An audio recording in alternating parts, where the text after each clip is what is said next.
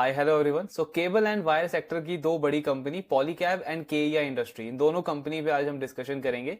Q2 के result आए हैं इनके। पॉलीकैब का रिजल्ट आज ही आया है, केईआ इंडस्ट्री का रिजल्ट एक दो दिन पहले आया था। सो दोनों का रिजल्ट देखेंगे, कैसे नंबर्स आए हैं, एक ट्रेंड हमको आइडिया लगेगा कि केबल एंड वायर सेक्टर का कैसा ट्रेंड रहने वाला है Q2 के अंदर। एंड उसके बाद ऑफकोर्स हम अपॉर्चुनिटी भी डिस्कस करेंगे। सो पॉलीकैब से स्टार्ट करते हैं। पॉलीकैब का जो लास्ट क्वार्टर का थोड़ा सा अगर हम ब्रीफ समझें कि क्या इस कंपनी की बैक स्टोरी चल रही है, तो Q1 में इस कंपनी की ग्रोथ तो अच्छी आई थी, मतलब अराउंड 20-21% के आसपास का टॉप लाइन का ग्रोथ का नंबर आया था पॉलीकैब का। लेकिन काफी सारे क्वार्टर्स के बाद में पहला Q1 का ऐसा क्वार्टर था, लास्ट क्वार्टर, जहां पे पॉलीकैब के मार्जिन में डिक्लाइन देखने को मिला था। कंपनी के मार्जिन में लगभग 1.5-2% का फॉल आया था Q1 के अंदर। सो उसका रीजन क्या था? उसका रीजन मैनेजमेंट ने ये दिया था कि अप्रैल से मई के बीच में जो कॉपर के प्राइसेस है, जो रॉ मटेरियल के प्राइसेस है, वो काफी ज्यादा फ्लक्चुएट हो गए थे। तो उसकी वजह से कहीं ना कहीं इनके इनके मार्जिन पे इम्पैक्ट पड़ा। एक और रीजन ये था कि पॉलीकैब का जो एक्सपोर्ट मार्केट है, जो इंटरनेशनल सेल्स है कंपनी की, वो भी इफेक्ट हुई थी। उसमें भी बहुत बड़ा फॉल देखने को मिला था। यूजुअली अगर आप देखोगे तो पॉलीकैब के पूरे सेल्स में लगभग 8 से 9% सेल जो है वो इंटरनेशनल मार्केट से आता है। लेकिन Q1 के अंदर ये नंबर कम होकर के 5% पे आ गया था। सिर्फ 5% का सेल्स आया था इनके इंटरनेशनल मार्केट से।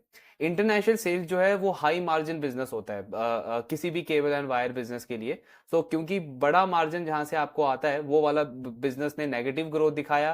प्लस इंडियन मार्केट में भी कंपनी का जो B2B वाला सेगमेंट है, सिर्फ उसी में अच्छा ग्रोथ आया, B2C वाले सेगमेंट में अच्छा ग्रोथ नहीं आया। सो ये रीजन की वजह से पॉलीकैब का मार्जिन इंपैक्ट हुआ। और प्रॉफिट अगर आप देखोगे तो बिल्कुल फ्लैट रहा था कंपनी का। लगभग जो इनका 403 करोड़ का प्रॉफिट था लास्ट ईयर के Q1 के अंदर, सेम प्रॉफिट कंपनी ने इस Q1 के अंदर भी रिपोर्ट किया था। सो ये इनका Q1 की स्टोरी थी। लेकिन मैनेजमेंट ने गाइडेंस अच्छा दिया था। मैनेजमेंट का कहना था कि ये Q1 का एक आप one of kind of event बोल सकते हो, लेकिन फुल ईयर बेसिस पे हम हमारे ग्रोथ को लेकर के तो बहुत कॉन्फिडेंट हैं ही, बिकॉज डिमांड काफी स्ट्रांग है इकोनॉमी में, हर एक सेक्टर से काफी स्ट्रांग डिमांड आ रही है।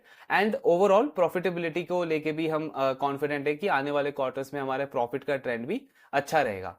सो अब देखते हैं कि सेकंड क्वार्टर में कंपनी ने कैसा परफॉर्म किया है, Q2 में कंपनी के रिजल्ट कैसे आए हैं। तो अगर आप Q2 में रिजल्ट देखोगे पॉलीकैब का, सो अगेन टॉप लाइन में बहुत सॉलिड ग्रोथ आई है। मतलब 30% की वाई ग्रोथ रिपोर्ट करी है कंपनी ने अपने सेल्स के अंदर Q2 के अंदर। फुल ईयर बेसिस पे देखोगे तो 26% की ग्रोथ है। तो टॉप लाइन ग्रोथ पे तो पॉलीकैब मतलब बहुत बहुत बढ़िया परफॉर्म कर रहा है, यहाँ पे काफी अच्छी परफॉर्मेंस है। लेकिन प्रॉब्लम आपको फिर से दिखेगी कंपनी की EBITDA, operating profit and net profit के अंदर। सिर्फ 4% की ग्रोथ है कंपनी के ऑपरेटिंग प्रॉफिट में, और एज ए रिजल्ट पैट भी अगर आप देखोगे तो सिर्फ 4% से ग्रो हुआ है। इसका मतलब क्या हुआ कि वो ट्रेंड जो है Q1 वाला, वो कहीं ना कहीं कंपनी के साथ में कंटिन्यू है सेकंड क्वार्टर के अंदर भी। टॉप लाइन की ग्रोथ तो बहुत सॉलिड आई है, बहुत जबरदस्त आई है। लेकिन आपका जो ऑपरेटिंग प्रॉफिट है और जो पैट है, उसमें अगेन एक म्यूटेड ग्रोथ देखने को मिला है, सिर्फ 4% के आसपास की ग्रोथ आई है। सो इसका रीजन क्या है? तो एक्चुअली अगर आप पॉलीकैब का फिर से मार्जिन देखोगे सेकंड क्वार्टर के अंदर, तो मार्जिन में फिर से डिक्लाइन देखने को मिला है। कंपनी का सबसे बड़ा बिजनेस कहां से आता है? वायर एंड केबल वाले बिजनेस से। वायर एंड केबल ऑलमोस्ट 90% के आसपास कंट्रीब्यूट करता है पॉलीकैब के टोटल बिजनेस में। लेकिन इस क्वार्टर के अंदर केबल एंड वायर वाला बिजनेस में मार्जिन फिर से डिक्लाइन हुआ है।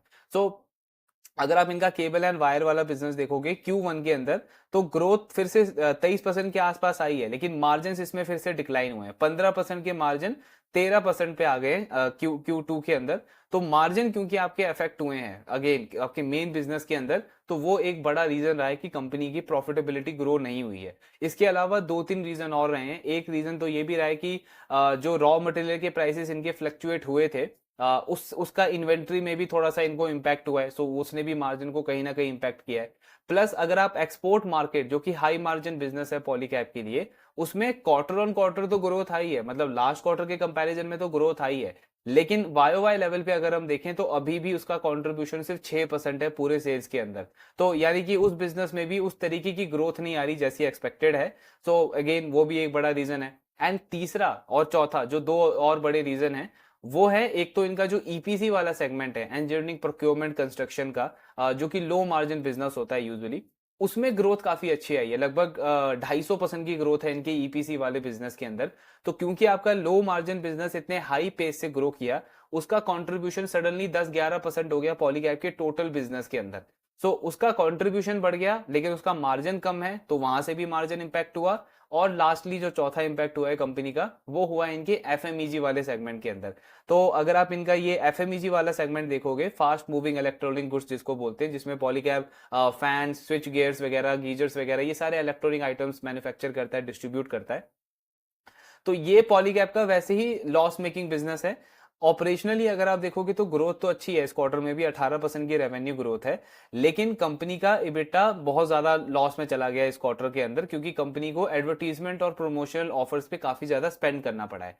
तो ये 3-4 बड़े रीजन हैं जिसकी वजह से पॉलीकैब का प्रॉफिटेबिलिटी इंपैक्ट हुआ है। मतलब आप सेल्स में देखोगे तो बहुत जबरदस्त ग्रोथ है, 30% की ग्रोथ है, लेकिन अगेन ऑपरेटिंग प्रॉफिट और नेट प्रॉफिट पे कंपनी ने अंडर परफॉर्म किया है। सिर्फ 4% के आसपास की पैट ग्रोथ आई है कंपनी की।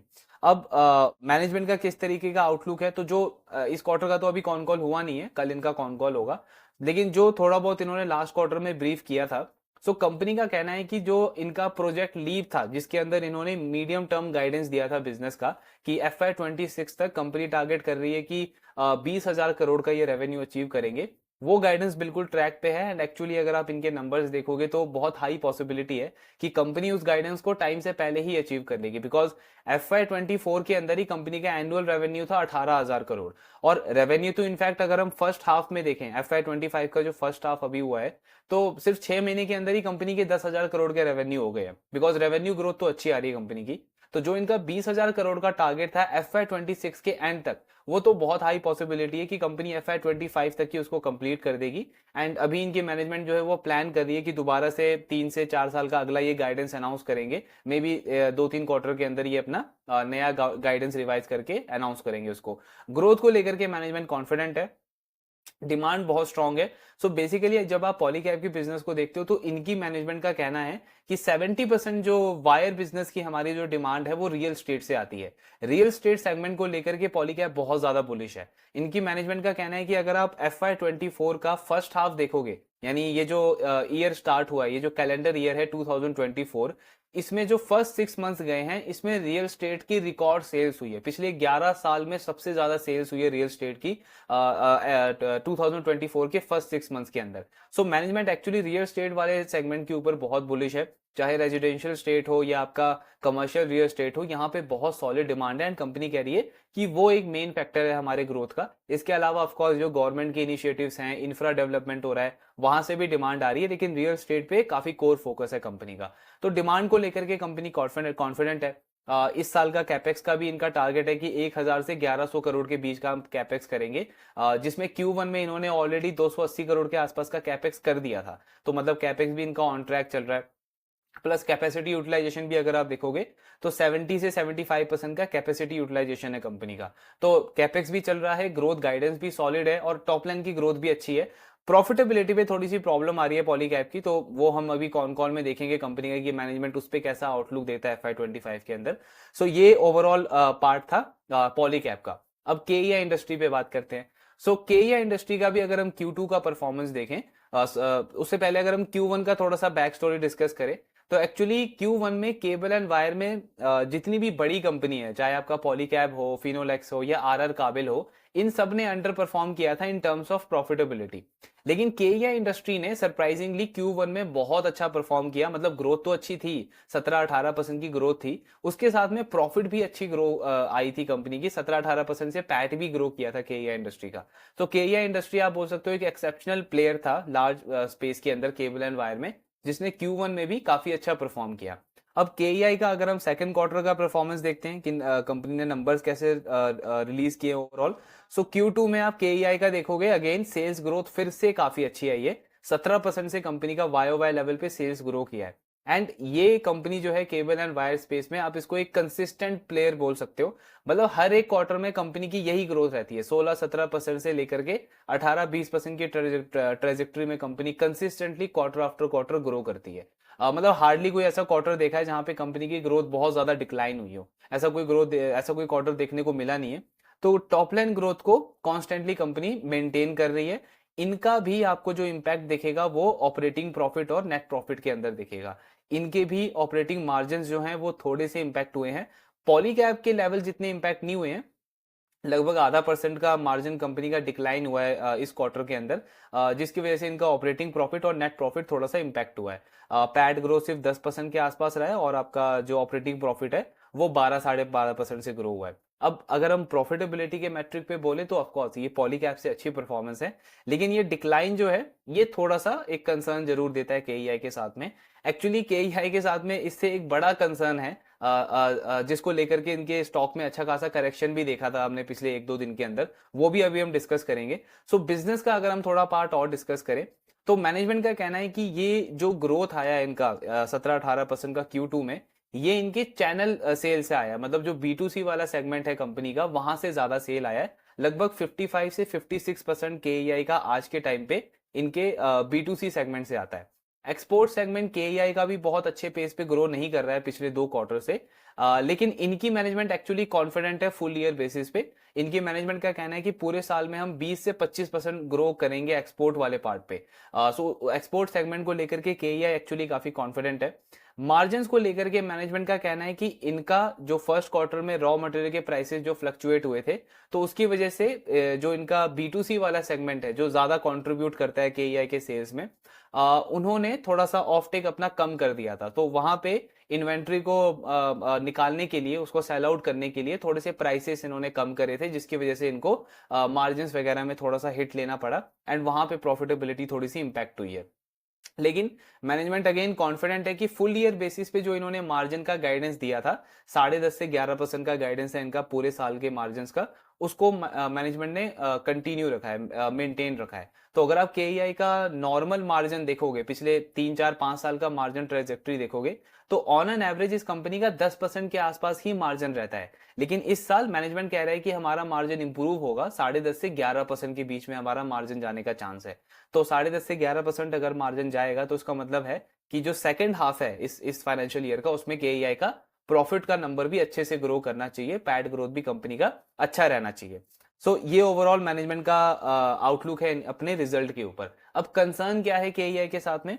तो एक्चुअली केईआई कैपेक्स कर रहा है, एक बहुत बड़ा कैपेक्स कर रहा है। ये गुजरात में सानंद के अंदर इनका एक प्रोजेक्ट आ रहा है, सो उसमें कंपनी काफी ज्यादा इन्वेस्ट कर रही है, लेकिन उसका जो कमर्शियलाइजेशन है वो आई थिंक अराउंड दिसंबर 2025 में एक्सपेक्टेड है। दिसंबर 2025 से मार्च 2026 के बीच में वो जो इनका प्लांट है वहां पे वो ऑपरेशनलाइज होगा, उसका प्रोडक्शन स्टार्ट होगा। तो उससे उससे पहले ऑफ कोर्स डिमांड तो है, डिमांड तो आपको केटर करनी है। तो उसके लिए कंपनी ने अभी रिसेंटली क्या किया है, राजस्थान में एक इन्होंने ब्राउनफील्ड एक्सपेंशन किया है। सो उस ब्राउनफील्ड एक्सपेंशन के लिए, मतलब जो एग्जिस्टिंग प्लांट है वहां पे और थोड़ा सा एक्सटेंशन कर रही है कंपनी, तो लगभग 900 से 1000 करोड़ का कैपेक्स इनका वहां पे लगेगा।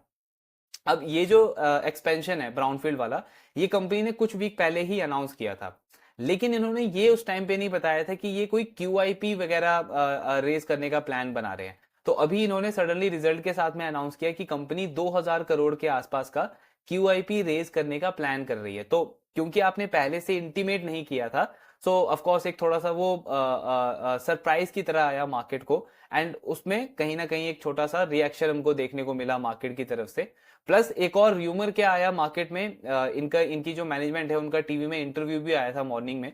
सो उसमें इस तरीके का र्यूमर चला कि इनकी मैनेजमेंट ये कह रही है कि QIP अभी तो हम रेस कर रहे हैं, देन उसके बाद अगले कुछ क्वार्टर में हम बाय बैक भी करेंगे। तो मतलब ये ऑफकोर्स बिल्कुल एक इलॉजिकल चीज होगी कि अभी आप QIP लेके आ रहे हो, देन 2-3 क्वार्टर के बाद आप बाय बैक करोगे, तो बिल्कुल इसका कोई सेंस बना नहीं।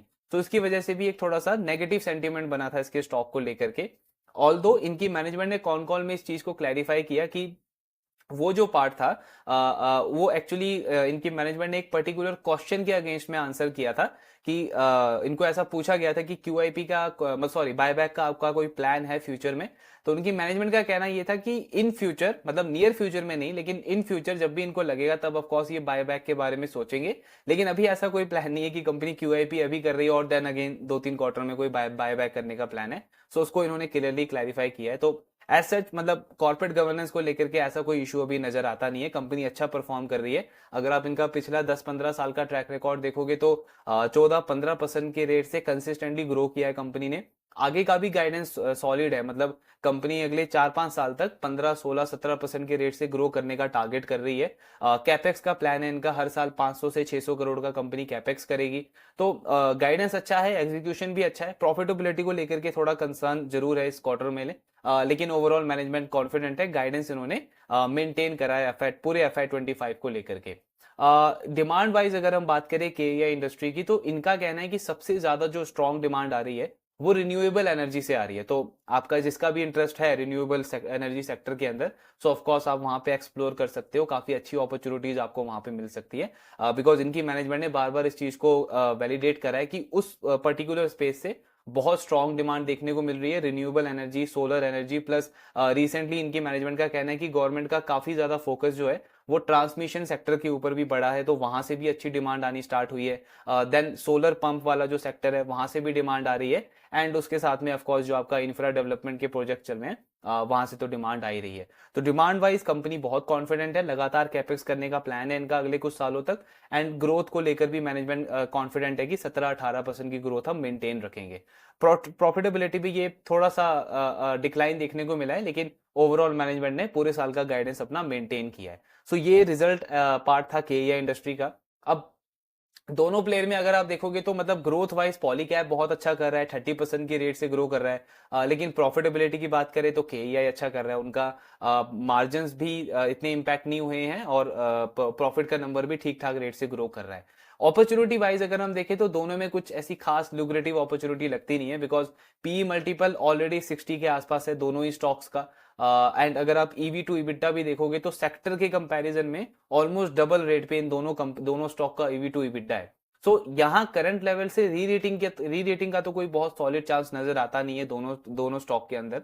हाँ, अगर बिजनेस ग्रोथ ऐसा कंटिन्यू रहा, जो कि बहुत हाई चांस से रहना चाहिए, तो एक ठीक ठाक सा रिटर्न हम एक्सपेक्ट कर सकते हैं स्टॉक से, लेकिन कोई बहुत सॉलिड अप ट्रेंड यहाँ से नजर आता नहीं है दोनों स्टॉक के अंदर। अपॉर्चुनिटी वाइज जो हमने लास्ट क्वार्टर में दो interesting micro cap businesses discuss किए थे स्पेस के अंदर, पैरामाउंट कम्युनिकेशन एंड दूसरा आपका डेल्टन केबल। सो उन दोनों स्टॉक में एक सॉलिड अपॉर्चुनिटी नजर आती है। बहुत कम बेस के ऊपर बहुत सॉलिड ग्रोथ कंपनी रिपोर्ट कर रही है, टर्न अराउंड बिजनेसेस हैं दोनों, एंड दोनों लो पी हाई ग्रोथ हैं। सो उनका री रेटिंग का सॉलिड चांस है। उनका रिजल्ट आएगा उसको भी हम ट्रैक करेंगे, लेकिन इनके रिजल्ट से हमको ये आइडिया रह गया है कि डिमांड अभी भी स्ट्रांग है। इनको बार बार इनकी मैनेजमेंट को पूछा गया डिमांड वाइज कि डिमांड में किसी तरीके का स्लो डाउन देखने को मिल रहा है क्या, बिकॉज अगर आप पिछला 2-3 साल देखोगे तो ये केबल एंड वायर सेक्टर बहुत तेजी से ग्रो किया है। तो उसमें एक ऐसा कंसर्न आता है कि क्या बेस बहुत हाई बन गया है, अब इंक्रीमेंटल ग्रोथ में थोड़ी सी प्रॉब्लम आ रही है। लेकिन इस पॉइंट को दोनों ही मैनेजमेंट ने डिनाई किया है, उनका कहना है कि डिमांड बहुत सॉलिड है। तो जब जो दो बड़े प्लेयर्स ये इस बात को वैलिडेट कर रहे हैं कि डिमांड काफी स्ट्रांग है, सो ऑफ कोर्स चांस बढ़ जाता है कि जो वो छोटे प्लेयर्स है उनका नंबर्स भी अच्छा आना चाहिए Q2 के अंदर। तो उनके रिजल्ट आएगा उसको भी हम ट्रैक करेंगे। बाकी ऑफ कोर्स जो भी आपके डाउट्स वगैरह है शेयर करते रहिए। Thank you very much.